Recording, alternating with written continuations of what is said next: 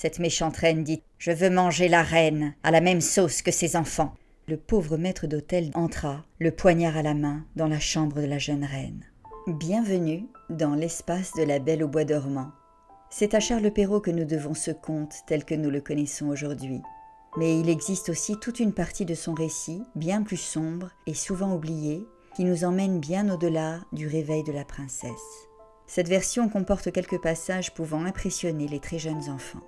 Si vous aimez les contes traditionnels dans leur version d'origine, vous pouvez rejoindre l'espace du conte en vous abonnant. Je vous souhaite une belle écoute. Il était une fois un roi et une reine qui étaient si fâchés de n'avoir point d'enfants, si fâchés qu'on ne saurait dire. Ils allèrent à toutes les eaux du monde, vœux, pèlerinages, menues dévotions, tout fut mis en œuvre et rien n'y faisait. Enfin, pourtant, la reine devint grosse et accoucha d'une fille. On fit un beau baptême. On donna pour marraine à la petite princesse toutes les fées qu'on put trouver dans le pays. Il s'en trouva 7, afin que chacune d'elles, lui faisant un don, comme c'était la coutume des fées en ce temps-là, la princesse eut par ce moyen toutes les perfections imaginables. Après les cérémonies du baptême, toute la compagnie revint au palais du roi, où il y avait un grand festin pour les fées. On mit devant chacune d'elles un couvert magnifique, avec un étui d'or massif, où il y avait une cuillère, une fourchette et un couteau d'or fin, garni de diamants et de rubis. Mais comme chacun prenait sa place à table, on vit entrer une vieille fée qu'on n'avait point priée, parce qu'il y avait plus de 50 ans qu'elle n'était sortie d'une tour et qu'on la croyait morte ou enchantée. Le roi lui fit donner un couvert, mais il n'y eut pas moyen de lui donner un étui d'or massif, comme aux autres, parce que l'on n'en avait fait faire que 7 pour les 7 fées. La vieille crut qu'on la méprisait, et grommela quelques menaces entre ses dents. Une des jeunes fées qui se trouva auprès d'elle l'entendit, et jugeant qu'elle pourrait donner quelque fâcheux don à la petite princesse, alla, dès qu'on fut sorti de table, se cacher derrière la tapisserie, afin de parler la dernière et de pouvoir réparer autant qu'il lui serait possible le mal que la vieille aurait fait. Cependant, les fées commencèrent à faire leur don à la princesse. La plus jeune lui donna pour don qu'elle serait la plus belle personne du monde, celle d'après qu'elle aurait de l'esprit comme un ange, la troisième qu'elle aurait une grâce admirable à tout ce qu'elle ferait, la quatrième qu'elle danserait parfaitement bien, la cinquième qu'elle chanterait comme un rossignol, et la sixième qu'elle jouerait de toutes sortes d'instruments dans la dernière perfection. Le rang de la vieille fée était venu. Elle dit en branlant la tête, encore plus de dépit que de vieillesse, que la princesse se percerait la main d'un fuseau et qu'elle en mourrait. Ce terrible don fit frémir toute la compagnie, et il n'y eut personne qui ne pleura. Dans ce moment, la jeune fée sortit de derrière la tapisserie et dit tout haut ces paroles.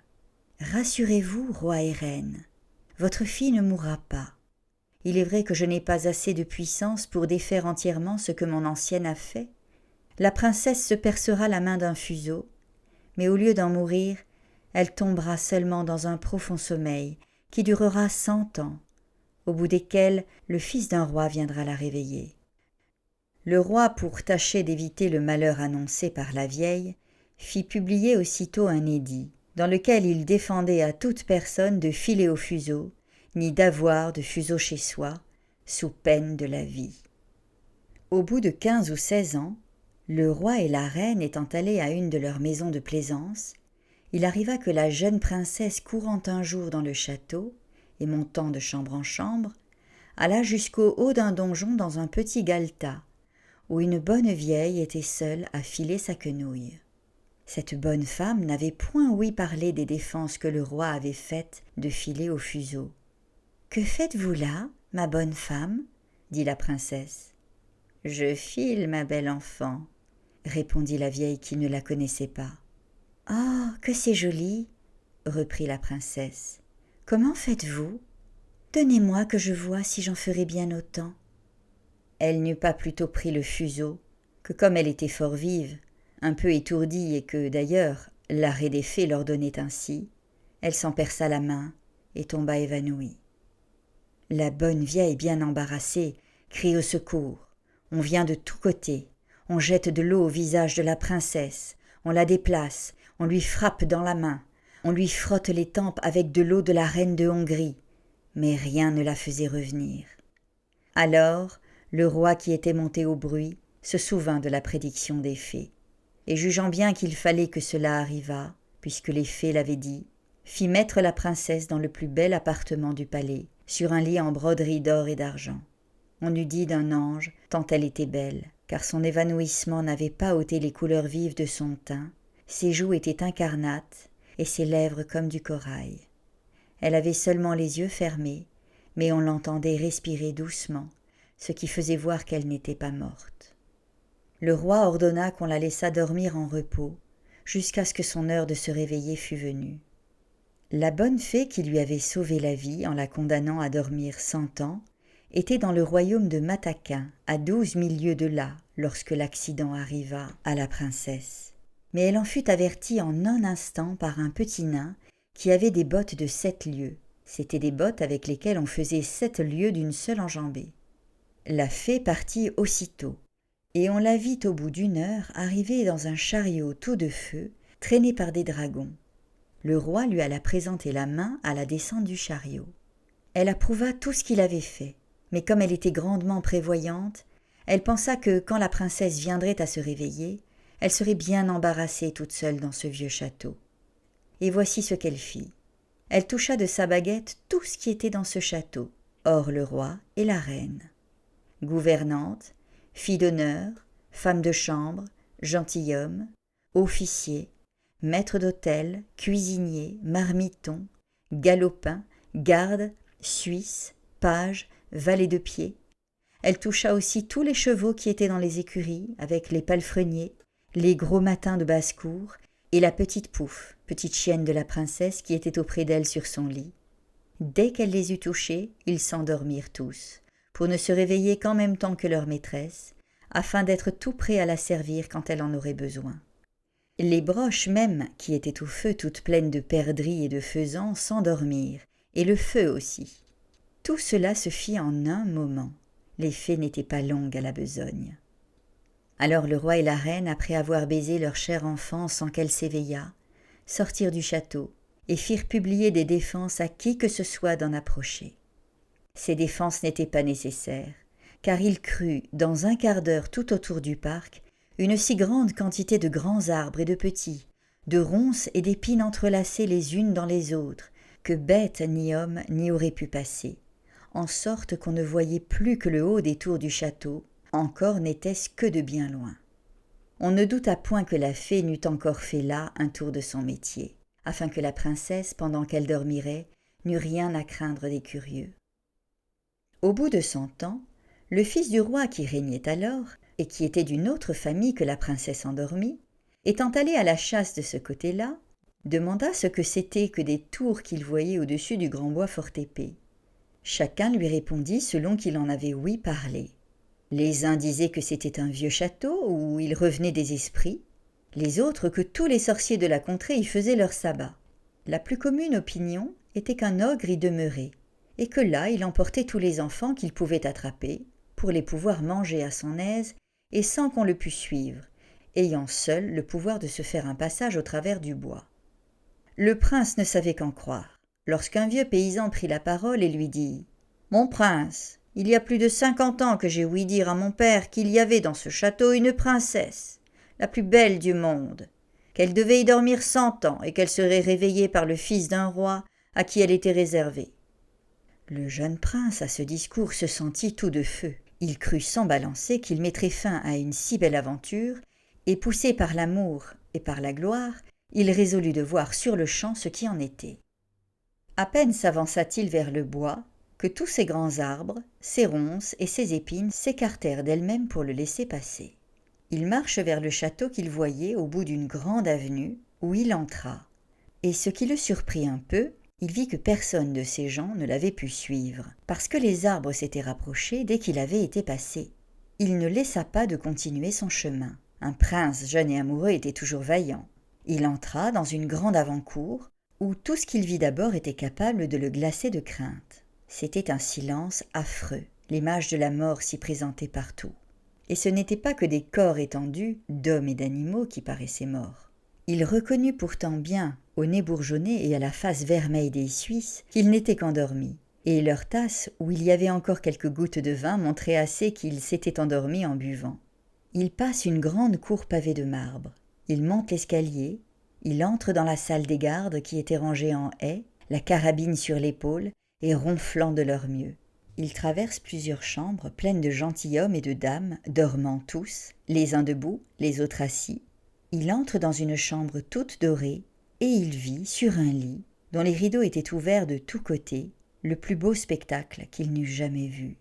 Une princesse qui paraissait avoir 15 ou 16 ans, et dont l'éclat resplendissait avec quelque chose de lumineux et de divin. Il s'approcha en tremblant, et en admirant, et se mit à genoux auprès d'elle. Alors, comme la fin de l'enchantement était venue, la princesse s'éveilla, et le regardant avec des yeux plus tendres qu'une première vue ne semblait le permettre. « Est-ce vous, mon prince ?» lui dit-elle. « Vous vous êtes bien fait attendre ?» Le prince, charmé de ces paroles, et plus encore de la manière dont elles étaient dites, ne savait comment lui témoigner sa joie et sa reconnaissance. Il l'assura qu'il l'aimait plus que lui-même. Ses discours furent mal rangés, ils en plurent davantage. Peu d'éloquence, beaucoup d'amour. Il était plus embarrassé qu'elle, et l'on doit ne pas s'en étonner. Elle avait eu le temps de songer à ce qu'elle aurait à lui dire, car il y a apparence, l'histoire n'en dit pourtant rien, que la bonne fée, pendant un si long sommeil, lui avait procuré le plaisir des songes agréables. Enfin, il y avait 4 heures qu'ils se parlaient, et ils ne s'étaient pas encore dit la moitié des choses qu'ils avaient à se dire. Cependant, tout le palais s'était réveillé avec la princesse. Chacun songeait à faire sa charge, et comme ils n'étaient pas tous amoureux, ils mouraient de faim. La dame d'honneur, pressée comme les autres, s'impatienta et dit tout haut à la princesse que la viande était servie. Le prince aida la princesse à se lever. Elle était toute habillée et fort magnifiquement, mais il se garda bien de lui dire qu'elle était habillée comme ma mère grand, et qu'elle avait un collet monté. Elle n'en était pas moins belle. Ils passèrent dans un salon des miroirs et y soupèrent, servis par les officiers de la princesse. Les violons et les hautbois jouèrent de vieilles pièces, mais excellentes, quoiqu'il y eût près de 100 ans qu'on ne les joua plus. Et après souper, sans perdre de temps, le grand aumônier les maria dans la chapelle du château, et la dame d'honneur leur tira le rideau. Ils dormirent peu, la princesse n'en avait pas grand besoin, et le prince la quitta dès le matin pour retourner à la ville, où son père devait être en peine de lui. Le prince lui dit qu'en chassant, il s'était perdu dans la forêt et qu'il avait couché dans la hutte d'un charbonnier, qui lui avait fait manger du pain noir et du fromage. Le roi, son père, qui était un bonhomme, le crut. Mais sa mère n'en fut pas bien persuadée, et voyant qu'il allait presque tous les jours à la chasse, et qu'il avait toujours une raison en main pour s'excuser, quand il avait couché 2 ou 3 nuits dehors, elle ne douta plus qu'il n'eût quelque amourette, car il vécut avec la princesse plus de 2 ans entiers, et en eut 2 enfants, dont le premier, qui fut une petite fille, fut nommé l'Aurore, et le second un fils, qu'on nomma le Jour, parce qu'il paraissait encore plus beau que sa sœur. La reine dit plusieurs fois à son fils, pour le faire expliquer, qu'il fallait se contenter dans la vie, mais il n'osa jamais se fier à elle de son secret. Il la craignait, quoiqu'il l'aimât, car elle était de race ogresse, et le roi ne l'avait épousée qu'à cause de ses grands biens. On disait même tout bas à la cour qu'elle avait des inclinations des ogres, et qu'en voyant passer de petits enfants, elle avait toutes les peines du monde à se retenir de se jeter sur eux. Ainsi le prince ne voulut jamais rien dire. Mais quand le roi fut mort, ce qui arriva au bout de 2 ans, et qu'il se vit le maître, il déclara publiquement son mariage, et alla en grande cérémonie quérir la reine sa femme dans son château. On lui fit une entrée magnifique dans la ville capitale, où elle entra au milieu de ses 2 enfants. Quelque temps après, le roi alla faire la guerre à l'empereur Cantalabute, son voisin. Il laissa la régence du royaume à la reine sa mère, et lui recommanda fort sa femme et ses enfants.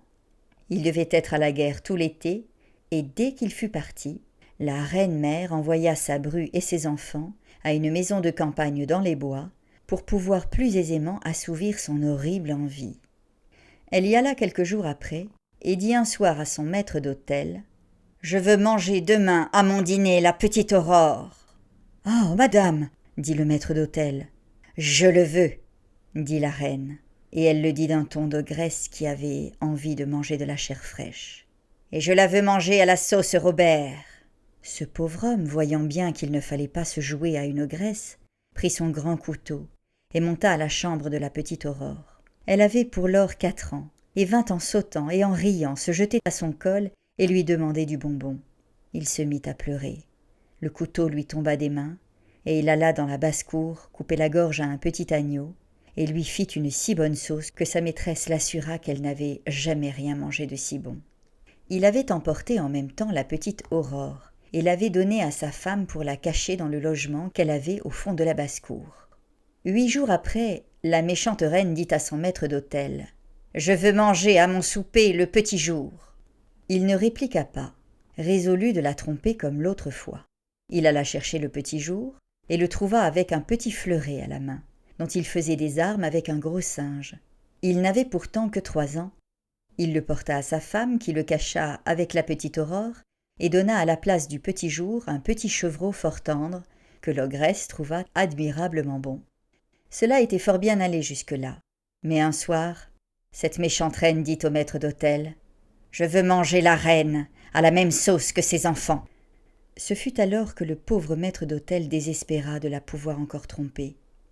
La jeune reine avait 20 ans passés, sans compter les 100 ans qu'elle avait dormi. Sa peau était un peu dure, quoique belle et blanche, et le moyen de trouver dans la ménagerie une bête aussi dure que cela. Il prit la résolution, pour sauver sa vie, de couper la gorge à la jeune reine, et monta dans sa chambre dans l'intention de n'en pas faire à 2 fois. Il s'excitait à la fureur et entra, le poignard à la main, dans la chambre de la jeune reine.